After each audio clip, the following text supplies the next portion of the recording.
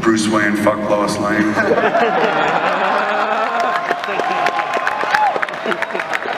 That would create a fight, man, you know? I think what they're doing is actually kind of smart. I like the idea. When I saw that footage of the S, and then the Batman symbol was bigger than the S, I was like, Kevin, why is it too fat to fly? I was so excited to see that. I mean, and when I saw Man of Steel, wow, that was amazing. So, what'd you think of Man of Steel? I dug it. I did a whole podcast about it where I was like, no. I really I was happy. You know, there's some stuff that I did a podcast with my friend Ralph Garman. I do Hollywood Babylon. And Ralph, you know, went after. He's like, he's knocking down buildings and blah blah blah. It's hardly Superman. You know, my point was just like, year one Superman. He doesn't know. Maybe this is the reason why he tries to take care of so many people, because at the end of this battle, he's like, holy shit, we did this. You know.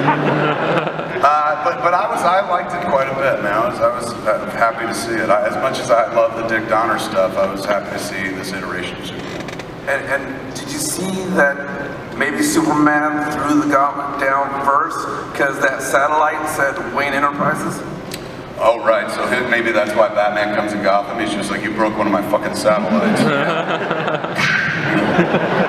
Credits.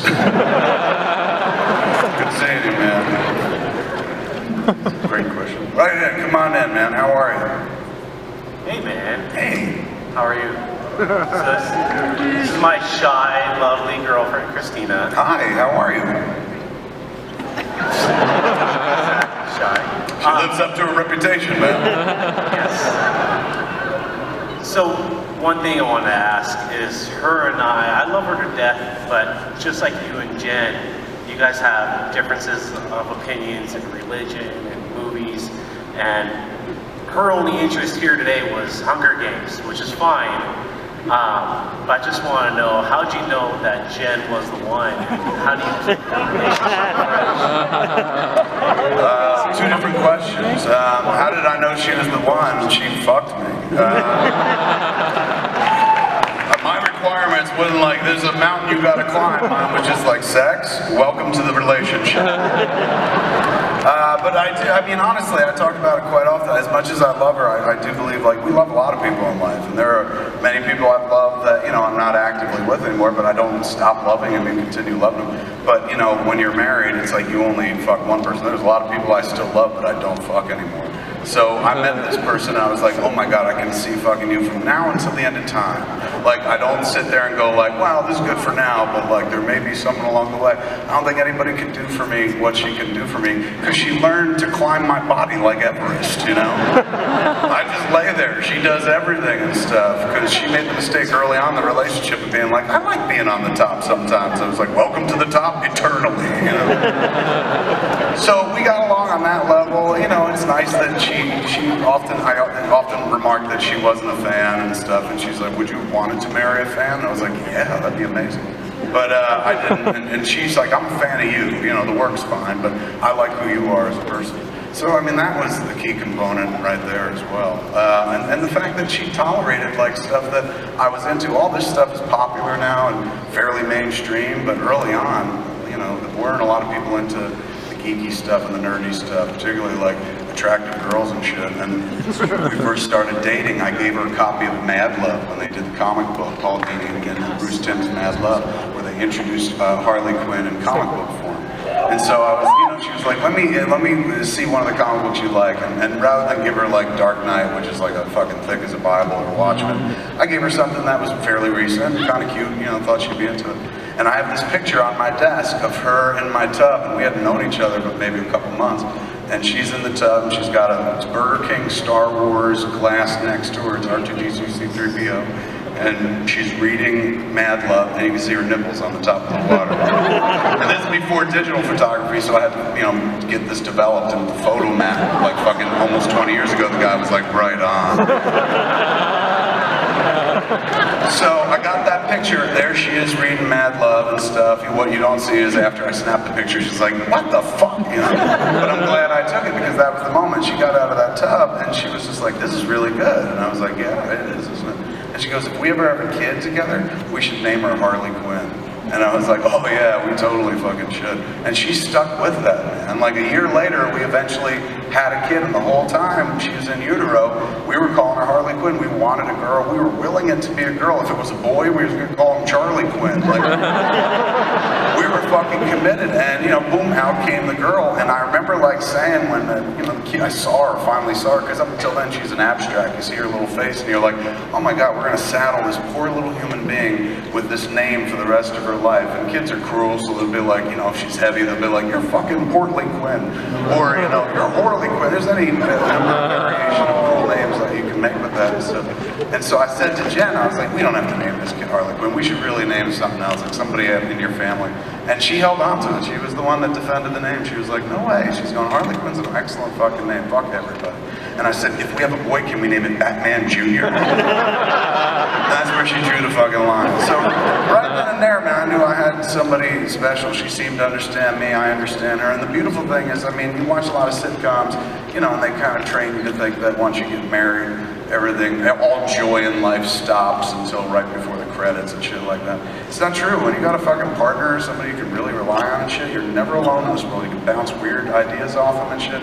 You can do things like imaginative things, go crazy, use their body like a playground, and vice versa. Mine's a much bigger playground and there's places to hide and shit. But but that's kind of what keeps it fresh and what keeps it vital. Like we've been, let me see, together, Harley's 14, so we've been together like 15 years. Like we've been married 14 years, fucking for 15 years. And it's very important, the differentiation between the two. So I can see it going on and on because as every year goes on, there's some shit like I find out, I'm like, I had no idea, I didn't know that about you, that's interesting. So don't be scared to get into it. In relationships, number one, most people here are just like, dude, I'd be happy to be in a relationship. But just don't be scared of it. Don't be scared of committing, you know, for life. Make sure you commit to the right fucking person. And in my estimation, committing to the right person means finding somebody that you can conceive of fucking from now until the end of time and never cheating on. Because that's the real marriage breaker, right? Like the number two destroyer of marriage is infidelity. Number one is financial problems. So I don't know, it's been a real cool adventure and she's fun and it's nice to have somebody there who keeps your ego in check and whatnot. Because if I read just Twitter, I would think that I was so cool. And then I'd walk away from Twitter and my wife is just like, put the fucking toilet seat down, you piece of shit. And I'm like, I guess I'm not so cool. You know, so she keeps me grounded as well. I don't even need to apply.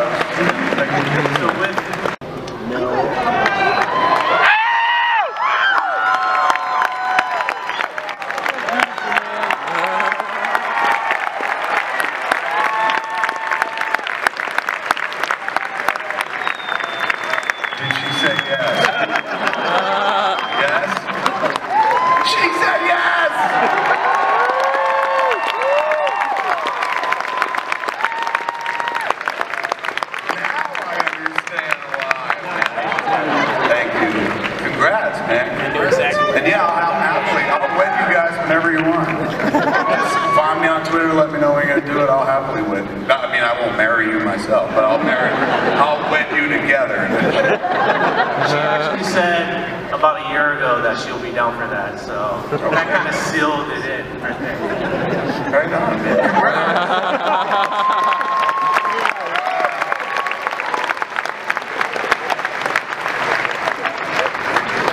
You better fucking propose to somebody.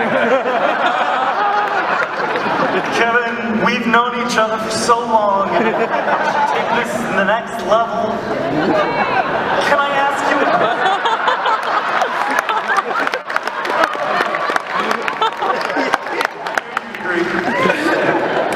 you? Seeing you in person, man, it's awesome. Has anyone ever told you that I look just like Dante? Yes. Okay, good. Because a lot of people tell me that. A little bit, I can see it. Yeah, young Dante. He'd be like the Muppet Babies version. I take that as a compliment. It is, it's a good one. Okay. Anyway, last time I saw you, you were just releasing Red State, and that was making its rounds around the nation. And in that movie, obviously, you base the bad guys off of a real group of people. And, you know, today we have the Bible quote action brigade. brigade outside, which is a lot of fun, but I was wondering, while making the movie or after the movie, did you ever actually deal with like Westboro in any sense? Was there any incident? Yeah, we ran into them so many times. I thought of them as our marketing partners after a certain point, because they were like, wherever you play this movie, we're gonna protest, and I was like, fucking excellent, free publicity. And I started inviting them into the screenings, because I play around with the one who left, Megan Phelps, left the church not too long ago. They cut her off, she cut them off. But back in the day, Megan was like the spokesperson essentially on Twitter for the Westboro Baptist Church. So she would hit me all the time with like, you're going to hell and you're bringing all these people to listen to you to hell, and there's only one path and that's Jesus and stuff like that.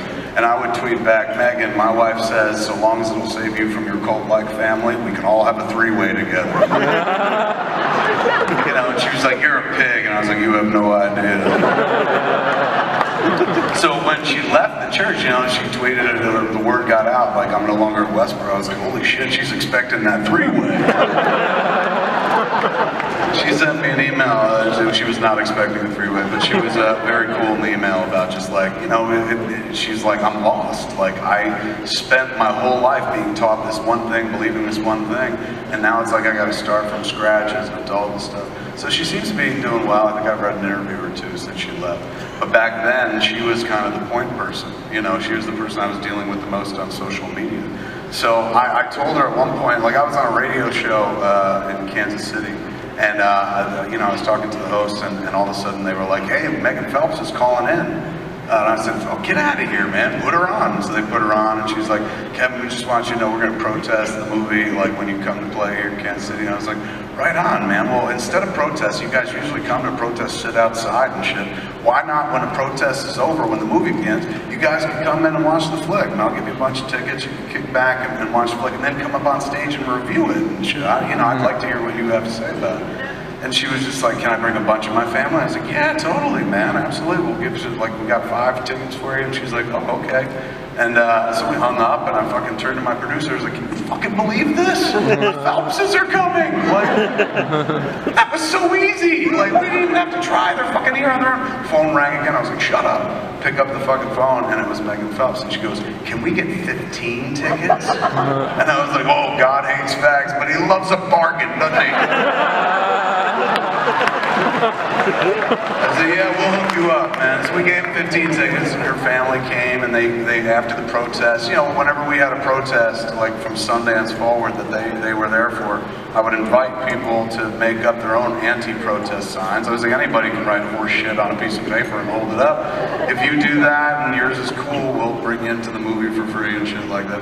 So a bunch of people would come and stand across the street holding up anti-protest signs, like, you can see the Phelpses, God hates fags, red state, go to hell, stuff like this, Bible quotes. And then you look across the street and you would see like my favorite sign of all time, protest sign, I've talked about it many times. It was somebody was holding a big placard, had Wicked the Ewok poster on it, and a big no sign through it. And that was it. There was no words, there was no like, down with Endor or something like that. Or this is what happened. Nothing, no explanation, man. Just this fucking abstract idea of fucking Ewok. It was a protest I could actually get behind. So there they were on either sides of the street, both protests more ridiculous than the next. And then when we started the movie, the Phelpses came in to watch it. And about, let me see, the beginning of the intro of the movie, I talked to them and I pointed out, hey, they're here, leave them alone and shit like that. Don't get hostile. We put them in their own section because otherwise the whole movie people might just be like, so we put them safely away and whatnot. And then we showed the flick. I'm sitting there watching it with my wife. About 7 minutes into the movie, I get this tap on my shoulder. I look back and I freak because it was Megan Phelps, and you just never want to see a Phelps that close to you. I was like, hey man, what's up and shit. And I half expected her. This is the most fucked up thing I've ever read. This is like a Eugene Ionesco fucking screenplay, man. He's going, it's absurdist beyond absurd. He's like, I'm so fucking in. So, Tuesday, I'm gonna go sit down with a guy who may be able to be like, here's the $3 million. I gotta see this walrus movie.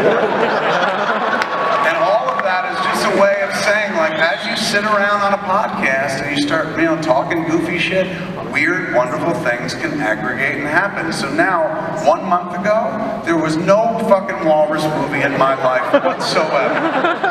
And 1 month later, man, it looks like if everything's good, if everything works out the way I would like it to work out, we're gonna make Clerks 3, and then right when we wrap it, we're gonna make Tusk. And if things don't work out the way that I want it to, I think we're gonna wind up making Tusk first, because it's cheap and quick to do as we put together the more complicated Clerks 3. Regardless, I'm gonna make 2 fucking movies back to back, like so.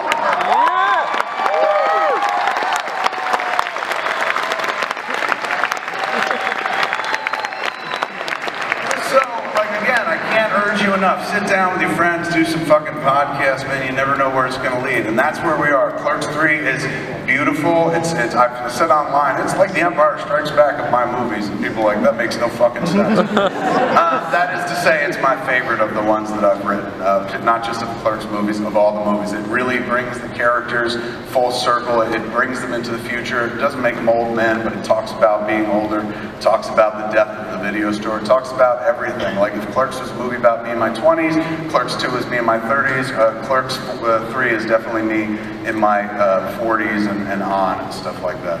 So I look forward to it. I can't wait to do it. Jeff read the script and he was really, really into it. Brian was really into it. Brian fucking cried. Muse read it and cried. That's strange, man. Like, you can touch that dude. And they've all laughed as well, I should point out. But the crying thing, the older I get as a filmmaker, like I love making people laugh, obviously, but like I love pushing other buttons as well. Like I love grabbing the heart now and fucking squeezing. Clerks 3 really does that. So hopefully, if all works out well, we do that, and then when we wrap, we go right into fucking Tusk. But worst case scenario, one of them is going to happen pretty fucking soon. So I don't know, I feel pretty good about it, but in addition to that, while we're talking about fucking movies real quick, this would be a good time to introduce it. One of the things I've done for the last few years is like kind of advocating for other people's movies and taking them out and whatnot. When we started Red State Tour, it was with Smodcast Pictures, and after that we had this initiative with Phase 4 called Smodcast Pictures Presents. Great idea, terrible fucking name because it didn't really translate, as well as the new name, which is Kevin Smith Movie Club. And the idea is when I was at Sundance with Red State, I said, hey, when I'm done making my movies and going out there in the world, we'll use it to take your movies out there.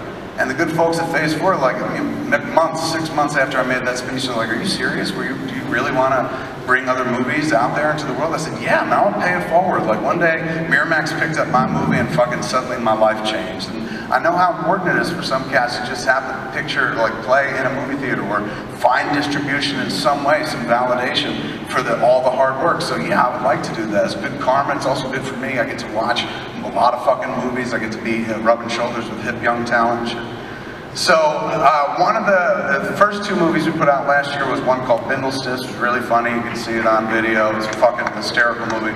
Alter Egos was another one we did. Really funny superhero movie comedy that you could also find on iTunes, VOD, stuff like that. This year we've got a couple flicks, but the one that's coming very soon is this picture that I was lucky enough to get involved with. It played at Slam Dance. It won the Grand Jury Prize. My friend and partner Elise Seiden, who was a producer on Red State, and she was actually the linchpin in getting Comic Book Men made as a series. She was the one that was like, hey, my friend wants to do a show for AMC. They asked him to do some sort of geek-oriented show. Do you want to meet with them? So without her, we wouldn't even have a show. She goes out and watches a lot of flicks at festivals, and so she was at Slam Dance, and she called me up and she's like, you have to see this movie. This is like, you will love this movie, and this is one of the most important fucking films you'll ever see. And people say that kind of thing, you're like, yeah, right. She's like, Kevin, you're gonna want this for Kevin Smith Movie Club. So she sent me a link to a movie called The Dirties, and I sat there and watched the movie. It's made by some Canadian kids that found a way to take the found footage genre, spin it on its head, and do something fucking new with it. It's a movie that like is wonderfully made, it's wonderfully acted, very funny, but it's about something. And the thing that it's about is bullying, and it's going to sound like medicine, because right away everyone's just like, I've seen a PBS bullying special. Bullshit. This is an anti-bullying message movie that might actually work and sink in for the core audience, because when you watch The Dirties, you see yourself as the aggressor or the aggressed, and it's unnerving. We all see ourselves in this movie. to some degree. It is fantastic. It's one of these flicks where I'm so happy to be involved or tied to it tangentially. After I watched it, I called up Phase 4, I was like, we have to get this movie, and we hunted for it. The boys weren't easy. They didn't immediately like bend over and stuff. We had to really charm them into it, and finally they said yes. So we're taking it out this year, and I brought a trailer to show you guys. We haven't really shown the trailer anywhere else.